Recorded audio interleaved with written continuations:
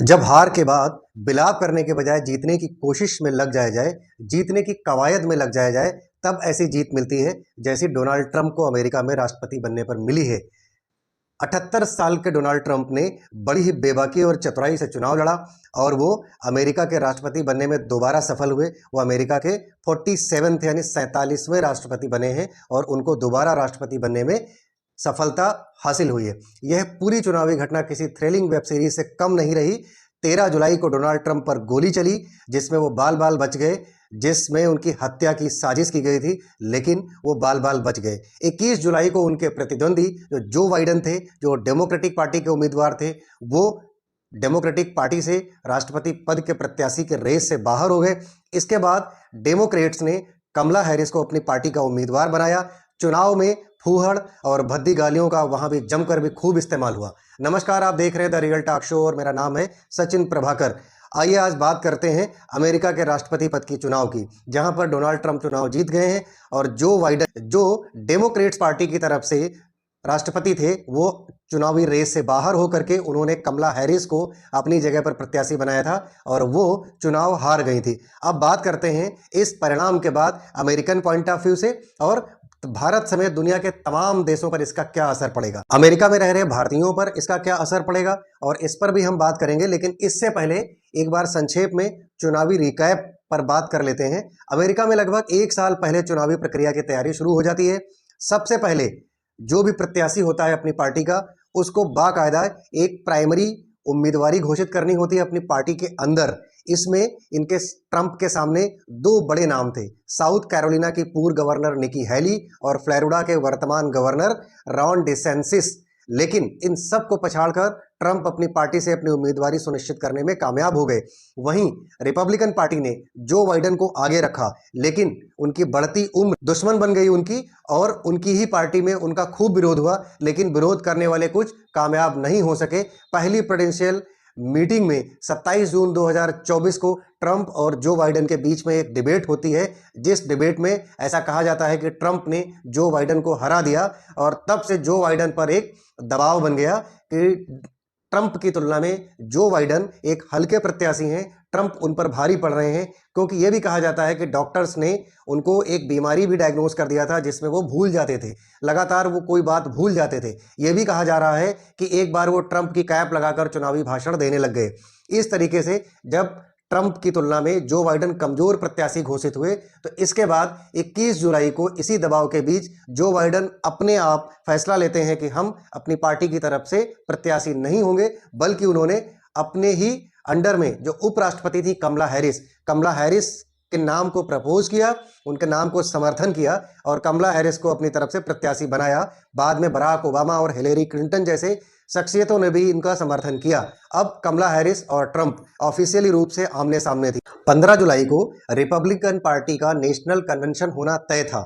Trump को उस national convention में जाकर के भाषण देना था, लेकिन ठीक उससे 2 दिन पहले 13 जुलाई को ट्रंप एक जगह चुनावी भाषण दे रहे थे। उसमें उनके कान को छूती हुई एक गोली निकल गई। जो उनकी हत्या की साजिश रची गई थी वो तो नाकामयाब हो गई, लेकिन ट्रंप को गोली मारी गई।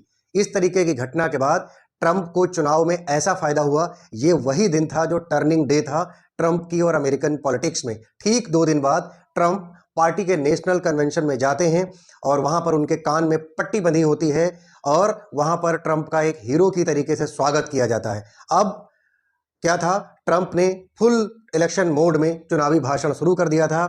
ट्रंप और कमला हैरिस एकदम आमने सामने थी, आपस में दोनों डिबेट्स शुरू कर चुके थे। अमेरिका में इलेक्शन लड़ने की प्रक्रिया कुछ अलग तरीके की होती है, भारत की तरीके से नहीं होती है कि भारत में कभी भी प्रधानमंत्री की पद के रेस के 2 प्रत्याशी या 3 प्रत्याशी जो भी होते हैं, वो कभी आमने सामने आकर के पब्लिक के बीच में या फिर मीडिया के पैनल के साथ या फिर मीडिया के ऑफिसेज में बहस नहीं करते, देश के बारे में, पब्लिक के बारे में बात नहीं करते। लेकिन अमेरिका में ऐसा नहीं होता है। जो भी कुछ रिकॉग्नाइज्ड एजेंसीज होती हैं, न्यूज़ एजेंसीज होती हैं, उनके यहाँ पब्लिक के सामने ओपन फोरम में जो भी राष्ट्रपति पद के उम्मीदवार होते हैं, वो अमेरिका फ्यूचर में कैसा होगा, फ्यूचर की क्या पॉलिसीज होंगी और पास्ट में क्या गलतियां हुई हैं, उन सब पर एक परिचर्चा करने के लिए एक हेल्दी बैठक होती है, आपस में डिस्कशंस होते हैं। लोग इसको सुनने के लिए आते हैं, जो वहाँ का एक इंटेलेक्चुअल वर्ग है वो सुनने के लिए आता है। लेकिन भारत में खैर ऐसा नहीं होता है। सुबह 6 बजे से शाम 6 बजे तक 5 नवंबर को वोटिंग होती है। अमेरिका के लोगों ने वोटिंग की ट्रंप और हैरिस को। अब देखने वाली बात थी कि उन लोगों ने किन किन मुद्दों पर वोटिंग की। भारत की तरह वहां पर भी मुद्दों पर ही चुनाव होता है। सबसे बड़ा मुद्दा था वहां पर महंगाई का। पिछले 5 सालों से डेमोक्रेट्स की सरकार थी। महंगाई का मुद्दा कमला हैरिस को बड़ा नुकसान कर गया, क्योंकि पिछले 5 सालों में, उसके पिछले से 5 सालों की अपेक्षा अगर महंगाई की बात की जाए तो 5% से ज्यादा की महंगाई दर अमेरिका में लागू रही, जिसकी वजह से ग्रोसरी के और जो रोजमर्रा की वस्तुएं थी उन पर दाम बहुत ज्यादा बढ़े, जिसका अमेरिका में पूरी तरीके से डेमोक्रेट्स का विरोध हुआ। उसका भारी नुकसान कमला हैरिस को चुकाना पड़ा। इसके अलावा जो ट्रंप को सबसे बड़ा फायदा मिला वो मिला इल्लीगल इमिग्रेशन का। इल्लीगल इमिग्रेशन एक ऐसा मुद्दा है अमेरिका के लिए कि अमेरिका में जब 5 साल पहले ट्रंप राष्ट्रपति थे तो उन्होंने सभी बॉर्डर्स को सील कर रखा था। अवैध प्रवासियों के लिए बहुत मुश्किल थी। जो उनकी वीजा पॉलिसी थी, उस वीजा पॉलिसी के तहत भी अमेरिका जा करके रहना, वहां नौकरी करना बड़ा मुश्किल सा हो गया था। और ये बात दुनिया के लिए भले ही मुश्किल भरी हो, लेकिन अमेरिकन फर्स्ट पॉलिटिक्स में बहुत पॉजिटिव संदेश दे रही थी। इसका पूरा का पूरा फायदा ट्रंप को मिला। ट्रंप ने अपने चुनावी भाषणों में यह बात कही कि जो बाहरी लोग आ करके अमेरिकन हक को, अमेरिकन संसाधनों को कब्जा करके अमेरिकन से छीन लेते हैं, हम तुरंत इसको रोकने की व्यवस्था करेंगे। इस तरीके का जो वो चुनाव में बोलते आ रहे थे, इसका ट्रंप को बहुत बड़ा फायदा मिला। इसके अलावा जो ट्रंप को एक बड़ा नुकसान उठाना पड़ा वो महिलाओं के मुद्दे पर, महिला सुरक्षा के मुद्दे पर, और महिलाओं को गर्भपात का अधिकार समाप्त किया गया था ट्रंप के कार्यकाल ने। और यह भी कहा जाता है कि जिस सुप्रीम बेंच ने यह अधिकार समाप्त करने का फैसला लागू किया था, उनकी नियुक्तियां भी डोनाल्ड ट्रंप ने किया था। इसका नुकसान भी उन्होंने उठाया। और कमला हैरिस जमकर बरसती थी हर डिबेट में, ट्रंप के ऊपर महिलाओं के मुद्दे को लेकर के हावी रहती थी, और इस मुद्दे पर ट्रंप को नुकसान भी उठाना पड़ा। लेकिन फिर भी ट्रंप चुनाव जीते।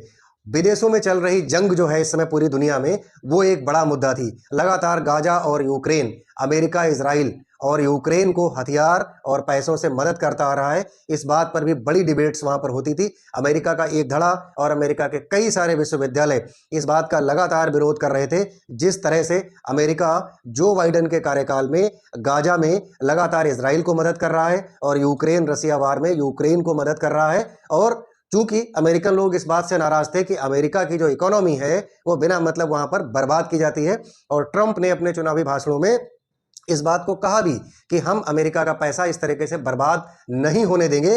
फिलहाल डोनाल्ड ट्रंप को 51% वोट मिले हैं, जिससे कि वो दूसरी बार राष्ट्रपति बन पाने में सफल हो पाए हैं। अब बात करते हैं कि भारत समेत पूरी दुनिया में इस ट्रंप की जीत का क्या असर आएगा।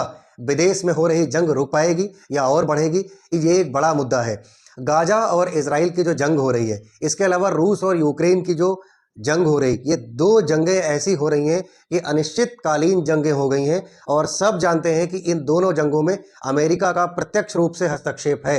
अमेरिका गाजा में जो युद्ध हो रहा है उसमें इजराइल को सपोर्ट कर रहा है। रूस और यूक्रेन का जो युद्ध चल रहा है उसमें वो यूक्रेन को सपोर्ट कर रहा है। लेकिन फिर भी यूक्रेन और रसिया के बीच का जो युद्ध है उसमें यूक्रेन लगातार बर्बाद हो रहा है। ट्रंप का मानना है कि हम यूक्रेन में अमेरिका का पैसा बहुत सारा बर्बाद कर चुके हैं, अब नहीं करेंगे। तो शायद अब ऐसा ना हो, ऐसा विदेशी मामलों के बहुत सारे जानकार लोग बता रहे हैं। वहीं दूसरी तरफ ट्रंप हमेशा से इजराइल के समर्थक माने जा रहे हैं, इजराइल को खासा महत्व देते हैं और भी देते रहेंगे। इस तरीके की मान्यता है विदेशी मामलों के जानकार लोगों की।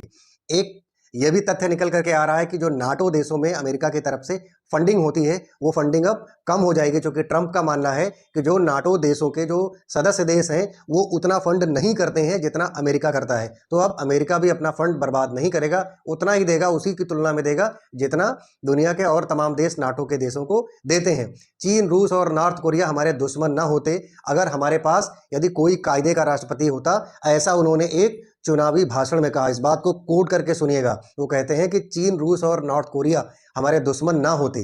क्या अब उनकी जीत के बाद इस सेंटेंस के कुछ मायने निकलेंगे? क्या ट्रंप कुछ ऐसा करेंगे, कोई ऐसी डिप्लोमेसी अपनाएंगे कि वो इन तीनों देशों के प्रति अपना जो दुश्मन की आंख का रवैया है वो उसको बदलेंगे? क्या चीन से उनके संबंध अच्छे होंगे? क्या रसिया से उनके संबंध अच्छे होंगे? क्या नॉर्थ कोरिया से उनके संबंध अच्छे होंगे? ये माना जाता है कि दुनिया में यही 3 देश हैं जो अमेरिका के बिल्कुल फूटी आंख नहीं सुहाते हैं। लगातार चाइना से उनकी फाइनेंशियल तौर पे लड़ाई रहती है, लगातार जो है युद्धाभ्यास के तौर पे एक लड़ाई रहती है, सैन्य ताकत के रूप में, फाइनेंशियल ताकत के रूप में लड़ाई रहती है, या फिर टेक्नोलॉजिकल वार भी रहता है चाइना के साथ। तो क्या इसमें भी कोई सुधार होने वाला है? एक्सपर्ट बताते हैं कि एक्सटर्नल रिलेशंस अमेरिका के अब बदलेंगे। अब दुनिया में थोड़ी सी नीति अमेरिका की बदलेगी, और जिन वॉर में जो अमेरिका की वार नहीं है, जो अमेरिका के बाहर युद्ध हो रहे हैं, उनमें अमेरिका का दखलंदाजी कम होगी, हस्तक्षेप जरूर कम होगा, ऐसा एक्सपर्ट्स मानते हैं। यूक्रेन में अब उतना सपोर्ट नहीं जाएगा जितना अब तक सपोर्ट जाता रहा है, क्योंकि ट्रंप कह चुके हैं कि हम अमेरिका की बहुत सारी बदनामी ट्रंप कह चुके हैं कि हम अमेरिका की बहुत सारी इकोनॉमी वहां पर बर्बाद कर चुके हैं। ईरान को अब आइसोलेट किया जाएगा, वहीं इजराइल का सपोर्ट बढ़ाया जाएगा। चाइना और ताइवान के मुद्दे पर थोड़ी उदारता देखने को मिल सकती है। हाँ, चाइना पर ट्रेड और टैरिफ को लेकर के बड़ा नुकसान होने की उम्मीद है, और चाइना पर ही नहीं, आयात पर टैरिफ दरें बढ़ने से नुकसान भारत का भी होगा। अगर भारत का नुकसान टैरिफ की दरों को लेकर के हुआ, तो जो भारत का मिडिल क्लास जो जो प्रोडक्ट यूज करता है, उनके आयात में अगर टैरिफ दरें बढ़ाई गई, तो भारत में भी वो सारे के सारे सामान महंगे हो जाएंगे। हाँ, एक मुद्दे पर भारत का फायदा जरूर हो सकता है, क्योंकि एशिया में भारत सबसे अच्छा दोस्त है अमेरिका का, और चूंकि भारत एक उभरती हुई इकोनॉमी है, भारत एक पावरफुल कंट्री है, भारत के पास अपनी अच्छी इकोनॉमी है, अच्छे प्रोफेशनल्स हैं, अच्छे प्रोफेशनल्स अमेरिका जा करके अमेरिका में बहुत सारा काम करते हैं। इस तरीके का जो भारत के पास पॉजिटिव एडवांटेज है, उसका फायदा अमेरिका भारत को दे सकता है। चीन ट्रंप के कट्टर विरोधी हैं। चीन और अमेरिका के अंदर जो लगातार विरोध की भावना रही है, उसका फायदा भी भारत को मिल सकता है, जैसे कि संयुक्त सैन्य अभ्यास, हथियारों के निर्यात और टेक्नोलॉजी ट्रांसफर में लगातार भारत को फायदा हो सकता है।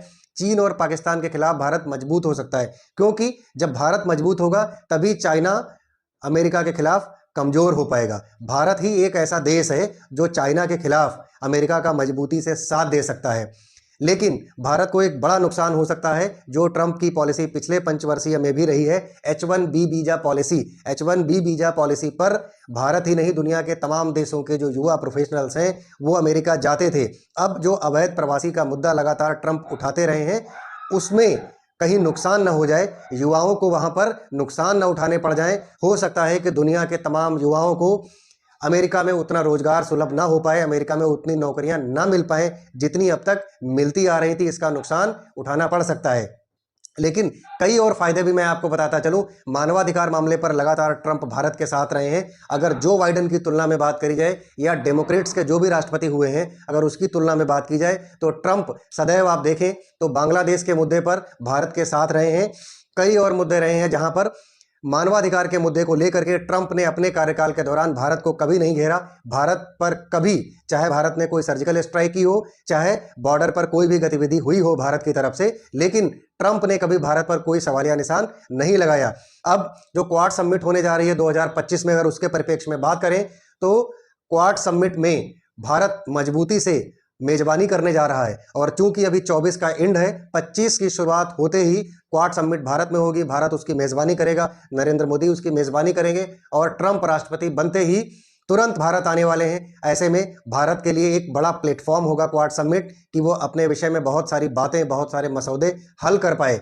चूंकि रसिया पर 20,000 से ज़्यादा प्रतिबंध अमेरिका ने लगा रखे हैं। जब 20,000 से ज़्यादा प्रतिबंध है, तो उसमें कुछ ऐसे प्रतिबंध हैं कि जिनका भारत को भी नुकसान उठाना पड़ रहा है। भारत रसिया से हथियार नहीं खरीद पा रहा है, कच्चा तेल नहीं खरीद पा रहा है। इसलिए एक मौका है। अगर यह भी माना जाता है कि ट्रंप इस बार थोड़ा लिबरलिटी से काम करेंगे, तो रसिया पर भी कुछ प्रतिबंध कम होंगे। अगर रसिया पर प्रतिबंध कम होंगे, तो भारत अब कच्चा तेल वहां से खरीद पाएगा, वहां से हथियार खरीद पाएगा, तो भारत की सैन्य ताकत बढ़ेगी। एक और बड़ा पॉइंट मैं आपको हाईलाइट करना चाहता हूं, कि आप जानते हैं कि अमेरिका के इस चुनाव में जो एलन मस्क हैं, एलन मस्क के बारे में आप जानते हैं कि ये वही एलन मस्क हैं जिन्होंने ट्विटर खरीदा। ट्विटर का नाम अब एक्स हो गया है। ये एक्स के मालिक हैं एलन मस्क। इन्होंने खुल करके पूरी जोश के साथ, पैसे से भी पूरी मदद की है ट्रंप को चुनाव जिताने में। तो चूंकि अगर ट्रंप से भारत की दोस्ती रही है, और ट्रंप ने नरेंद्र मोदी जो भारत के राष्ट्राध्यक्ष हैं, इनका नाम फुल तरीके से इस्तेमाल किया है अपने वहाँ के चुनाव में, क्योंकि जब चुनाव होता है तो हर नेता दंड फंद हर तरीके की चीज़ें इस्तेमाल करता है, और नरेंद्र मोदी का इस्तेमाल करके जो हिंदू विचारधारा का वोट है, जो इंडियंस हैं अमेरिका के अंदर, उनका वोट हासिल करने में खूब कामयाबी पाई है। तो अब नरेंद्र मोदी के सामने भी एक टास्क है कि वो इसी आसरे एक फ़ायदा ले ले। जो टेस्ला, जो इलेक्ट्रॉनिक कारों की बहुत बड़ी कंपनी है, एलॉन मस्क उसके मालिक हैं, वो अब तक इंडिया में नहीं आ पा रही है। बहुत सारे व्यवधान हैं उसमें टेस्ला को लेकर के। तो अगर एलॉन मस्क उधर उनकी मदद कर चुके हैं ट्रंप की, तो इसमें भारत से अगर कोई बात ट्रंप से बन जाती है तो टेस्ला इंडस्ट्री भी भारत आ सकती है।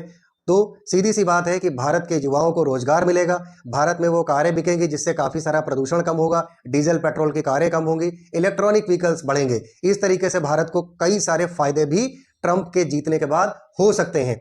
Bharat, Israel, Ukraine, France, Pakistan, चीन समेत इटली, जापान और ब्रिटेन देशों के तमाम राष्ट्राध्यक्षों ने अपनी अपनी बॉन्डिंग के लिहाज से सकारात्मक उम्मीद करते हुए अपनी अपनी बधाइयां राष्ट्रपति डोनाल्ड ट्रंप को प्रेषित की हैं।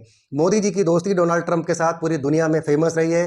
नरेंद्र मोदी को दोस्त कहकर वोट मांगते दिखे हैं ट्रंप अपने चुनावी कैंपेन में। ईरान जरूर नाराज होगा, क्योंकि ईरान हमेशा से बड़ा शैतान कहता रहा है अमेरिका को, क्योंकि ट्रंप के कार्यकाल में ही कुछ फोर्सेस के मुखिया कासिम सुलेमानी की हत्या हुई थी, जिसकी साजिश भी अमेरिका द्वारा रची गई थी। हाँ, विदेशी मामलों के जानकार कहते हैं कि चीन जरूर इस जीत पर असमंजस की स्थिति में है कि वो अपनी तरफ से अभी भी कड़ा रुख रखे या थोड़ा सा लिबरल रुख रखे। अब देखने वाली बात होगी कि चीन के जो राष्ट्रपति हैं शी जिनपिंग, उनका इस पर क्या रवैया निकल के आता है। अपनी विनिंग स्पीच में उन्होंने कहा कि एलन मस्क ने उनकी जीत में एक बड़ी अहम भूमिका निभाई है, और 5 मिनट उन्होंने सिर्फ एलन मस्क के बारे में ही बात किया है, क्योंकि एलन मस्क ने उनका भरपूर सपोर्ट किया है। उन्होंने अपनी विनिंग स्पीच में एक बात बोली कि वो अमेरिका को एक मजबूत, समृद्ध और क्राइम फ्री अमेरिका देने की कोशिश में पहले दिन से जुट गए हैं, और घुसपैठ रोकने की उनकी पूरी कोशिश होगी। अमेरिकन फर्स्ट उनकी पहली पॉलिसी होगी। इस तरीके से उन्होंने अपनी विनिंग स्पीच दी। आज के वीडियो में बस इतना ही। आप हमारा वीडियो आगे और भी देखते रहने के लिए हमारा चैनल लाइक करें, सब्सक्राइब करें, और जो भी आपको इस वीडियो में समझ में आया हो आप कमेंट सेक्शन में कमेंट जरूर करें। धन्यवाद। जय हिंद, जय भारत।